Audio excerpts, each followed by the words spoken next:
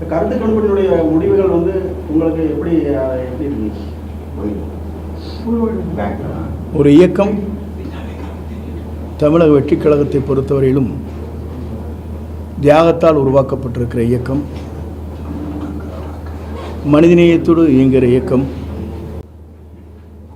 தொலைநோக்கு சிந்தனையோடு மக்களுக்கு பணியாற்றக்கூடிய மனிதநேயமிக்க தலைவர் தமிழக வெற்றிக் கழகத்தினுடைய தலைவர், நாளை தமிழகத்தை ஆளப்போகிற தலைவர், நாளை சரித்திரம் சொல்லும். காரணம், இந்த 2026 தேர்தல் வெற்றி என்பது சரித்திரத்தில் இடம்பெறக்கூடிய ஒரு வரலாறாக அது அமையும். இந்தியாவை வியக்கும். தமிழக மக்கள் அனைவரும் மகிழ்ச்சியோடு வாழுகிற காலமாக அது அமையும். அதற்காகத்தான் மனிதநேயத்தோடு இந்த இயக்கத்தை உருவாக்கி இருக்கிறார்கள். அது மட்டுமல்ல, ஒரு தியாகத்தோடு இந்த இயக்கத்தை வழிநடத்தி செல்கிறார்கள். பல்வேறு சோதனைகளை கடந்து சாதனை படைப்பதற்காக இரவுகள் பாராமல் எத்தனை எதிர்ப்புகளை தாண்டி தமிழக வெற்றிக் கழகத்துடைய தலைவர் வீரநடை போட்டுக் கொண்டிருக்கிறார். காலம் 4ஆம் தேதி பதில் சொல்லும். சரித்திர வரலாற்றில் இந்தியாவிலே முதலிடத்தை பெறக்கூடிய ஒரே தலைவராக தமிழக வெற்றிக் கழகத்தினுடைய தலைவர் தளபதி அவர்கள் விளங்குவார்கள்.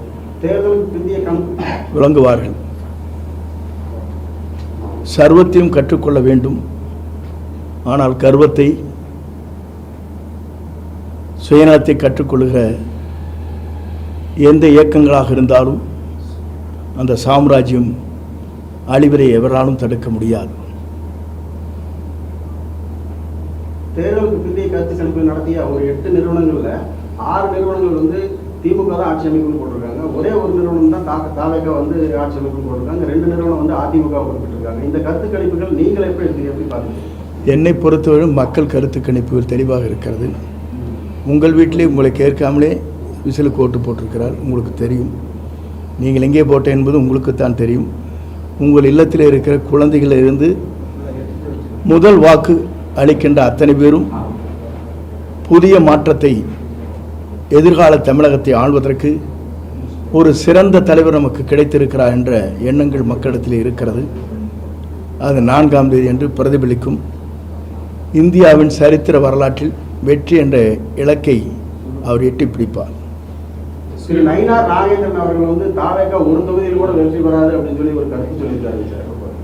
நயினார் நாகேந்திரனை பொறுத்தவரையிலும் இதுதான் இறுதி தேர்தல் அவருக்கு. இதற்கு பிறகு கட்சி பதவி இருக்குமா இருக்காதா என்பதை மேலிடம் சொல்லும். திரு இளையராஜா வந்து நேற்று ஒரு சமூக வலைத்தளங்களில் வந்து விஜய் அவர்கள் நடித்த ஒரு படத்தினுடைய பாடல்களை வந்து போட்டிருக்காரு. அதில் வந்து சின்ன தம்பி உன்னை நம்பி இந்த நாடு காத்திருக்கு அப்படின்னு சொல்லிட்டு ஒரு பதிவை வந்து அவர் போட்டிருக்காரு சார். எல்லோருமே மனம் திறந்து நம்முடைய தமிழக வெற்றிக் கழகத்துடைய தலைவர் தமிழகத்தை ஆள வேண்டும் என்ற நோக்கம்தான் இந்த இசை தட்டு வெளியிடப்பட்டிருக்கிறது. அது மக்களுடைய பிரதிபலிப்பு, அவர் மட்டுமல்ல. தமிழக வெற்றிக் கழகத்தினுடைய அமைச்சர்கள் பட்டியல் ஒன்று வெளியிட்டிருக்காங்க சார். அது யாரும் சார் வெளியிட்டது? அது வந்து அன்ஆஃபீஸில் இருக்கிறதெல்லாம் கேட்கக்கூடாது. இல்லை, உங்களுக்கு பொதுப்பணித்துறை அமைச்சர் அந்த மாதிரி இல்லை அன்ஆஃபீஸில் இருக்கிறதுல பதில் சொல்ல இயலாது.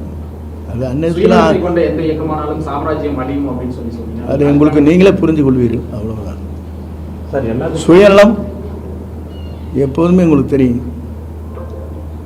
சர்வத்தையும் கற்றுக்கொள்ளலாம், எல்லாரும் எதை வேணால் கற்றுக்கலாம். ஆனால் கர்வத்தை கற்றுக்கொள்ளக்கூடாது என்பதுதான் தத்துவம். சுயநலமும் கர்வமும் இருக்கின்ற இடம் அந்த சாம்ராஜ்யம் அழியும். அதை யாராலும் தடுக்க இயலாது. தாவேக சார்பில் வெற்றி பெற்ற அனைத்து எம்எல்ஏக்களும் அன்னைக்கே வந்து பனையூர் வரணும்னு சொல்லி திரு விஜய் அவர்கள் வந்து ஒரு அறிக்கை வெளியிட்டிருக்காருங்க சார். இல்லை, அது எல்லா கட்சியும் அதை செய்கிறதுன்னு, நம்ம கட்சி மட்டும் இல்லை, அனைத்து கட்சியிலையும் அனைத்து கட்சியும் இது தொடர்ந்து நடைபெறக்கூடிய ஒன்று. நாங்களே ரிசார்ட்டில் இருந்தோம்னே 22 நாள், அது தெரியாது உங்களுக்கு? இல்லை, அந்த மாதிரி போகிறதுக்காக இல்லை. எங்களிடத்தில் இருப்பவர்கள் தெளிவாக இருக்கிறார். தெளிவாக மட்டுமல்ல, அவருக்காக உயிரை தியாகம் செய்வதற்கு தயாராக இருக்கிறார்கள். இது உலக வரலாற்றில் நான் முன்னால் இருந்த 2 தலைவருக்கு பிறகு இவரைத்தான் காணுகிறேன். நேற்று திரு வைகோ அவர்கள் கூட சொல்லியிருக்காரு, இளம் தலைமுறை வாக்காளர்கள் வந்து அதிகமாக தாவேக்காவை தான் ஆரம்பிச்சிருக்காங்க, ஆச்சரியப்படும் முடிவுகள்லாம் வெளிவரும் அப்படின்னு சொல்லியிருக்காரு சார் திரு வைகோ. உண்மையிலேயே மனம் திறந்து அவர் சொல்லியிருக்கிறார், அதுக்கு பாராட்டுது. ஒருவேளை பெரும்பான்மை கிடைக்காத பட்சத்தில் அதிமுக கூட்டணிக்கு வாய்ப்பு இருக்கா? பெரும்பான்மை என்ற நிலைக்கு இல்லை. 180 200 சீட்டுகள் நாங்கள் வெற்றி பெறுவோம். அதுதான் இந்த தமிழகத்தினுடைய இலக்காக இருக்கிறது, மக்களுடைய மனநிலை இருக்கிறது. நேற்றையும் கூட நான் ஒரு மாலுக்கு சென்றேன். ஒரு 100கணக்கான பேர் வரவேற்று பேசினார்கள். விமானத்திலே வருகிற போதும் ஒரு 10-15 பேர் படம் எடுத்தார்கள் அங்கே உட்கார்ந்திருக்க சீட்டுக்கு பக்கத்துலேயே. இதெல்லாம் வியக்கத்தக்க ஒன்று. இதுவரையிலும் நான் காணாத ஒரு காட்சியை கண்டேன்.